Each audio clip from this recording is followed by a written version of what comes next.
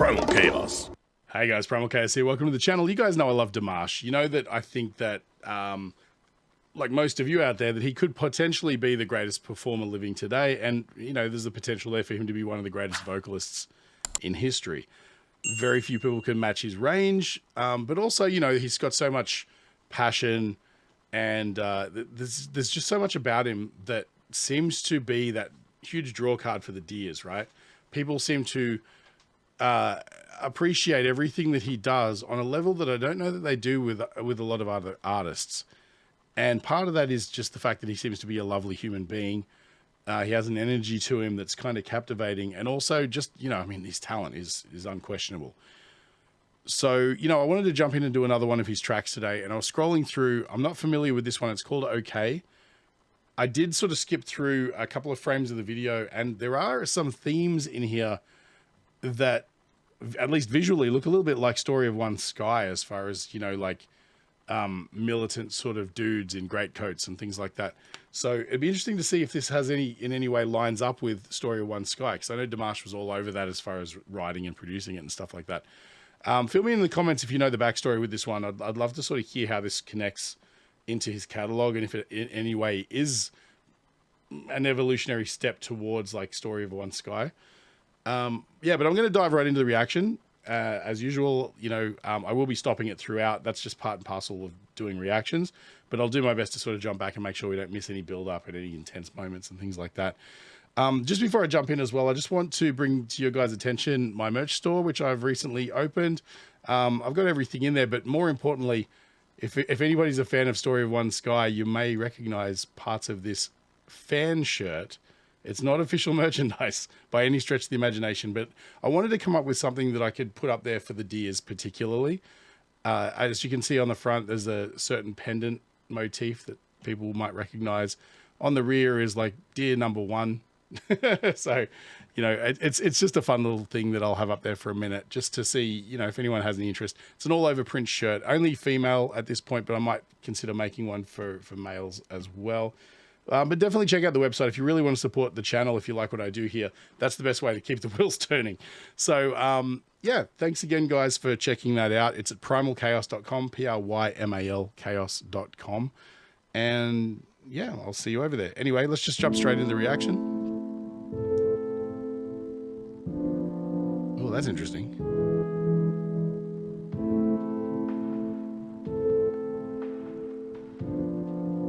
Oh, that's really interesting.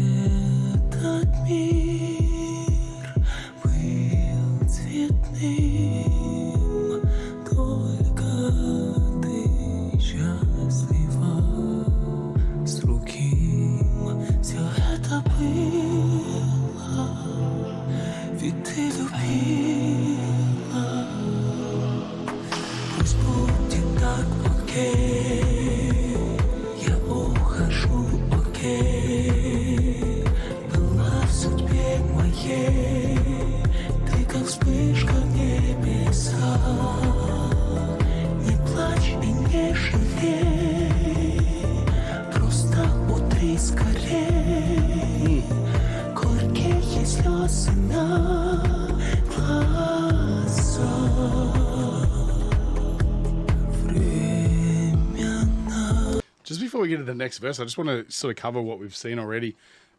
It's interesting visually, and the concept of these, you know, the opening line is something like 2 stories, you know, that come together and stuff like that.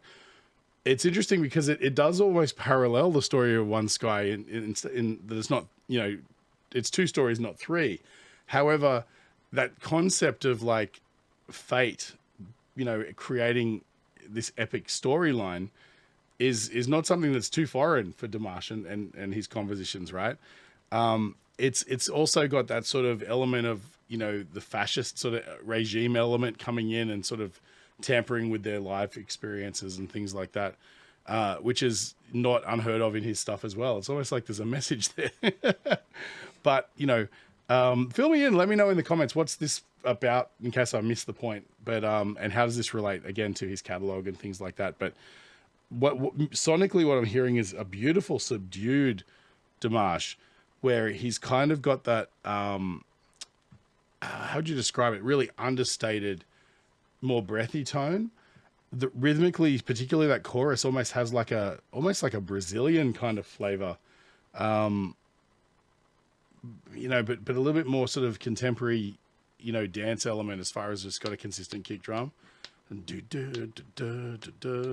you know, but yeah, the sort of the swagger to it kind of reminds me a little bit of like, not like a bossa nova beat, but sort of like that sort of cultural style, right?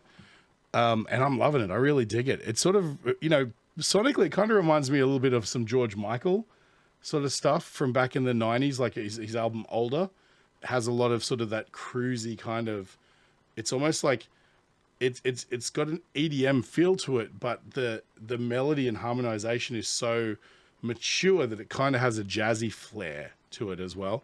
And I'm down for that. I really love that sort of stuff. I'm going to jump back a little bit. I don't want to miss anything.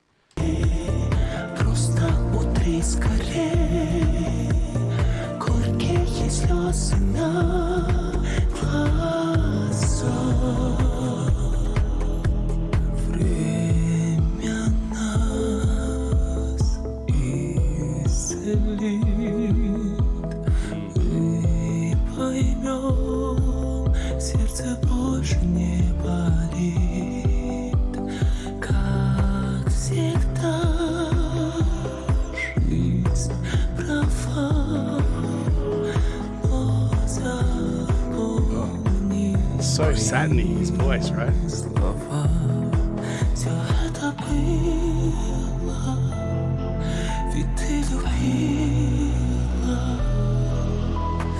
Пусть будет так, окей. Is it just me, or when his voice breaths out to vibrato, like it's sort of, you know, that sort of transition, you get chills, right? That's kind of where Dimash's soul lives, as far as like, you know, that energy that people connect with him on an emotional level. I feel like is in those notes.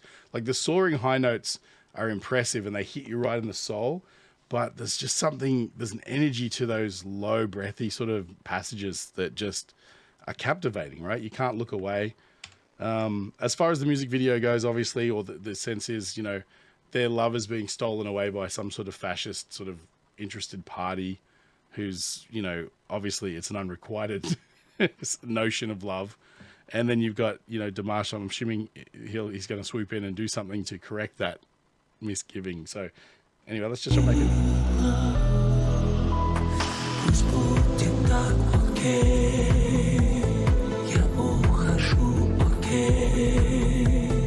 Была в судьбе моей, ты как вспышка в небеса. Не плачь и не жалей, просто утри скорей. Горькие слезы на глазах. Пусть будет так, окей. Oh, this isn't going to end well.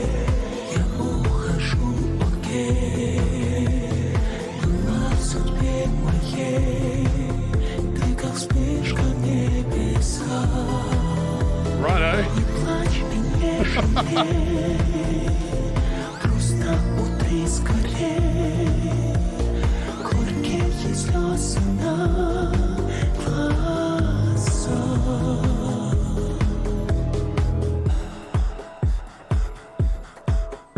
Oof. That's it? Oh my God. That's dark, man. I mean, it's given me like, you know, if I can't have a no one can energy, but there's no resolution there. That's like, oh man. Earlier when I said Dimash is going to swoop in and save the day, I was way off base. That's fantastic. Wow. I love that. You know, part of my major criticism with Hollywood is the dumbing down of media to be relatable for the general public. Sometimes you don't need to explain every single detail of the plot. Sometimes you don't have to have a happy ending. There's there's all these archetypes in storytelling, like the hero's journey and things like that, that have these predetermined plot beats that you have to come up with, where you can legitimately write a Hollywood movie by just you know following 5 simple steps, and you come up with a character, you come up with a problem, you come up with a way of overcoming that problem.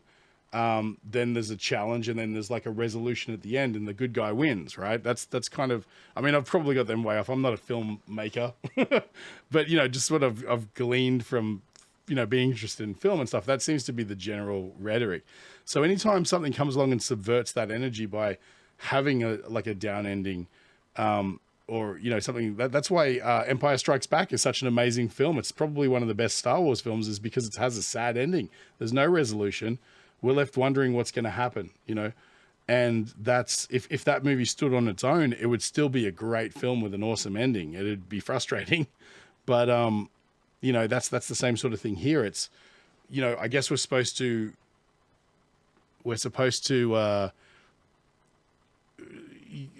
dwell on this and sort of see the sensation it evokes in us. Do they get away? Do they not get away?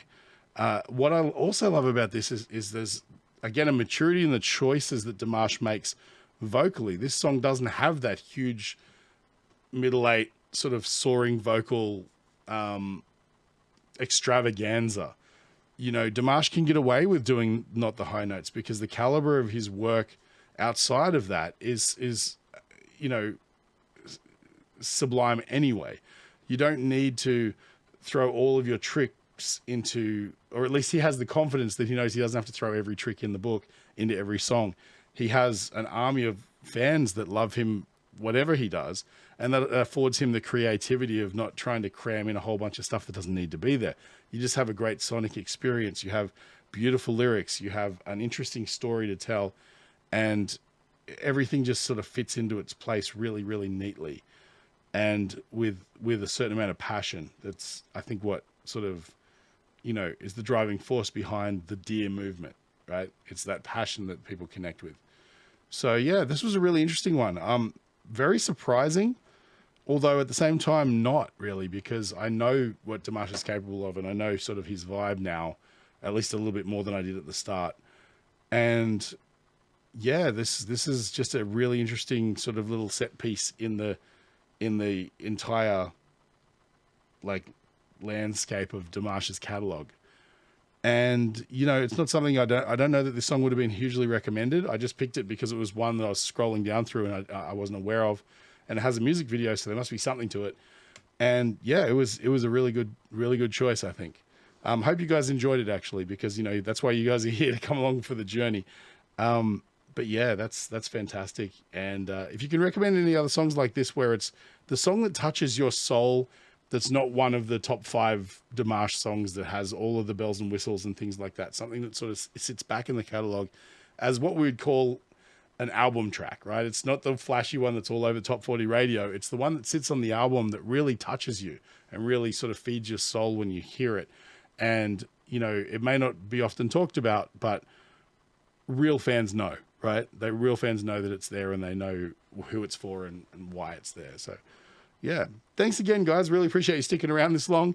If you want to support the channel, if you like what I do, the best way to do that is to just buy me a coffee. I'll leave a link in the description. Also, like, share, follow, subscribe. Anyone who might be into this, definitely shoot it over to them, and get involved in the conversation. That's the thing that really helps. If you guys want to let me know how you feel about the song, what's your favorite Dimash song, any of that sort of stuff, hit me up in the comments. I do just try to scan through all of them. I don't get back to everybody, but I do read them. So that's how I get all my information. I love to hear from you guys, not Google. You guys know more about it than the average Google search. So that's why I'm here. I'm here to learn. Also, don't forget about the merch store. Check out that Dimash unofficial merchandise. I hope you guys like that. It's something I threw together myself, and I think it kind of is a pretty cool little exercise in fandom right there. But yeah, appreciate you sticking around. Thanks again. Stay primal, and I'll catch you on the next one.